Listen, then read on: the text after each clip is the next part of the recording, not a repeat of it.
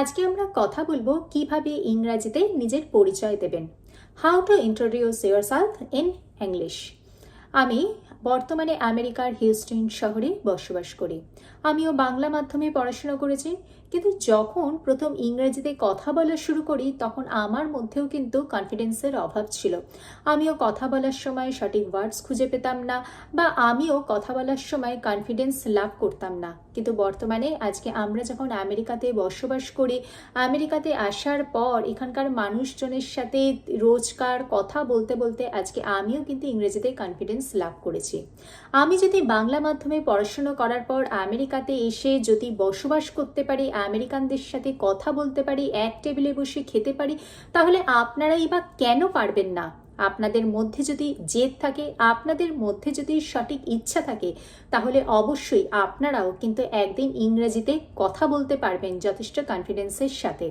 আজকে আপনারা চাকুরির ইন্টারভিউ বা কোনো ফ্যামিলি গ্যাদারিং বা কোনো অফিসিয়াল মিটিংয়েতে যখন হাজির হবেন, অনেক সময়তেই আপনাকে হয়তো আপনার নিজের সম্পর্কে কিছু বলতে হতে পারে বা আপনাকে ইন্ট্রোডিউস করতে হতে পারে। তখন কিভাবে নিজেকে ইন্ট্রোডিউস করবেন সেই সম্পর্কেই আজকে আমি আবন্তিকা আপনাদের সাথে শেয়ার করব ছোট ছোট কিছু টিপস, যেগুলো পরবর্তীকালে আপনাদের হয়তো অনেক কাজে লাগতে পারে। তাই আসুন স্কিপ না করে পুরো ভিডিওটি আমার সাথে থাকুন। ভিডিওটি ভালো লাগলে লাইক করবেন আর অবশ্যই চ্যানেলটিকে সাবস্ক্রাইব করবেন। আজকে আপনি যে কোনো ইন্টারভিউতে যাবেন না কেন, অনেক সময়তেই আপনার কাছে কিন্তু ইন্ট্রোডিউস ইউরসেলফ প্রশ্নটা কিন্তু সবার প্রথমেই আসতে পারে। তা আপনি ভিসা ইন্টারভিউ থেকে শুরু করে আপনার অফিসিয়াল কোনো ইন্টারভিউ বা কোনো আপনি অফিস গ্যাদারিং বা কোনো ফর্মাল গ্যাদারিংয়ে যান, আপনাকে হয়তো এই প্রশ্নটা কম বেশি সকলকেই পোয়াতে হতে পারে। তাই আজকে আমি প্রথমেই আপনাদের সাথে শেয়ার করছি কিভাবে আপনারা নিজেদেরকে ইন্ট্রোডিউস করবেন। আপনি যেখানে গিয়ে আপনি ইন্ট্রোডিউস করুন না কেন, আপনার অপর প্রান্তে যিনি থাকবেন তাকে কিন্তু প্রথমেই আপনাকে গ্রিট করতে হবে। এই গ্রিটটি দুভাবে হয়ে থাকে, ফর্মাল বা ইনফর্মাল। ইনফর্মাল ওয়েতে যদি আপনি কাউকে গ্রিট করতে চান, তাহলে আপনি হাই বলতে পারেন, হ্যালো বলতে পারেন, বা সময় অনুযায়ীও আপনি good morning, good afternoon, good evening বলতে পারেন। সাধারণত সকালবেলা থেকে দুপুর 12টার আগে পর্যন্ত আপনি গুড মর্নিং বলতে পারেন, দুপুর 12টা থেকে বিকেল 5টা পর্যন্ত আপনি গুড আফটারনুন বলতে পারেন, এবং 5টা থেকে রাত 9টা পর্যন্ত আপনি গুড ইভিনিং বলতে পারেন।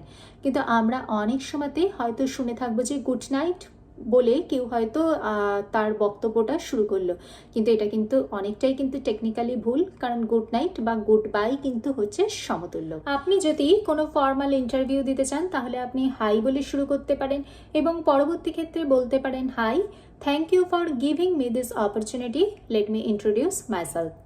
তারপরে বলতে পারেন, this is Abantika, I am Abantika, বা আবন্তিকা দিস সাইড। এইরকম বলে আপনি আপনার কনভারসেশন শুরু করতে পারেন। ধরুন আপনি কোনো সোশ্যাল গ্যাদারিংয়ে রয়েছেন, সেখানে আপনাকে ইন্ট্রোডিউস করতে হলো। সেক্ষেত্রে আপনি কারোর সাথে পরিচয় করার পর আপনি বললেন, hi, this is Abantika, and you? Abantika this side, and you? এইরকম আপনি করে অপোজিট পার্সন যিনি রয়েছেন তার আপনি নাম জানতে পারেন। এছাড়াও এমন অনেক মানুষ রয়েছেন যারা হয়তো কোনো জেলা শহরে জন্মগ্রহণ করেছেন কিন্তু কলকাতাতে বর্তমানেতে বাস করেন। সেক্ষেত্রে তারা বলতে পারেন, I am originally from Jamshedpur, but now I am in Kolkata. Next আসছি আপনার কোয়ালিফিকেশন, আপনি কতদূর পড়াশুনো করেছেন। সেক্ষেত্রে আপনারা যদি বর্তমানে স্টুডেন্ট হয়ে থাকেন, সেক্ষেত্রে বলবেন, I am pursuing my BTech degree, বা আপনার যদি বিটেক কমপ্লিট বা অন্যান্য কোনো ডিগ্রি কোর্স যদি কমপ্লিট হয়ে গিয়ে থাকেন, তাহলে এরকম বলতে পারেন, I have completed my BTech in the year of 2017, but I am A B Tech computer science graduate. এইরকম করতে পারেন। এবং পরবর্তী ক্ষেত্রে আপনার যদি কোনো এক্সট্রা কারিকুলার অ্যাক্টিভিটিস থেকে থাকে বা যদি কোনো এক্সট্রা অ্যাচিভমেন্ট থেকে থাকে, তাহলে সেইগুলোও কিন্তু আপনি তার সাথে প্রকাশ করতে পারেন আপনার অ্যাবাউট ইয়োরসেলফ ইন্ট্রোডিউস করার। নেক্সট আসছি আপনার ওয়ার্ক এক্সপিরিয়েন্স। যদি আপনার কোনো ওয়ার্ক এক্সপিরিয়েন্স থেকে থাকে, তাহলে কিন্তু তার উপরেতে একটু স্ট্রেস দেওয়ার চেষ্টা করবেন। যেরকম ধরুন আপনার যদি প্রিভিয়াস 4 ইয়ার্সের এক্সপিরিয়েন্স থাকে, সেটাকে মেনশন করবেন। সেখানেতে আপনার কি রোল প্লে করেছিলেন, সেখানে আপনার কি কি স্কিল ছিল, যেগুলো পরবর্তী ক্ষেত্রে কিন্তু যেগুলো যদি আপনার কোনো কাজে লেগে থাকে, তাই সেগুলোর উপরে কিন্তু একটু স্ট্রেস দেওয়ার চেষ্টা করবেন। যেরকম আপনি হয়তো বলতে পারেন, I am currently working at Wipro as a project developer. এইরকম টাইপের কিছু বলতে পারেন। বা আপনার কি কি স্কিলস আছে, যেরকম ধরুন অর্গানাইজেশনাল স্কিল বা লিডারশিপ স্কিল, এইরকম যদি কোনো স্কিল থেকে থাকে তাহলে তার উপরেতে একটু স্ট্রেস দেওয়ার চেষ্টা করবেন।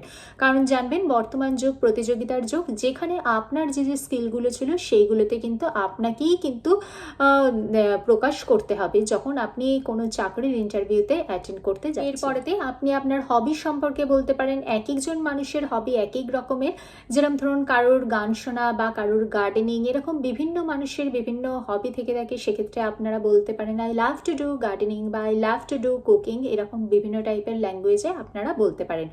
সর্বশেষে বলবো, আপনারা যেভাবে নিজেকে প্রকাশ করার চেষ্টা করবেন, যদি কোনো চাকরির ইন্টারভিউ থেকে থাকে তাহলে সেটা বাড়িতেই কিন্তু বারবার ঝালিয়ে নেবেন। নিজেরা আয়নার সামনে দাঁড়িয়ে প্র্যাকটিস করার চেষ্টা করবেন, বা আজকাল সবার হাতে মোবাইল বা মোবাইলের ফ্রন্ট ক্যামেরাতে আপনারা দাঁড়িয়ে প্র্যাকটিস করার চেষ্টা করবেন এবং সেটা অবশ্যই রেকর্ড করে রাখবেন এবং সেই রেকর্ডিংটা কিন্তু বারবার শুনবেন।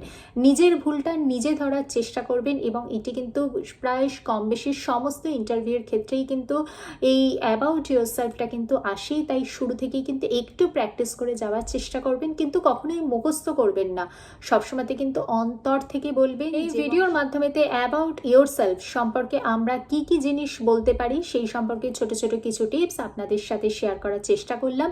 ভিডিওটি ভালো লাগলে লাইক করবেন, চ্যানেলটিকে সাবস্ক্রাইব করবেন। দেখা হচ্ছে পরবর্তী ভিডিওতে। ভালো থাকবেন, সুস্থ থাকবেন। নমস্কার।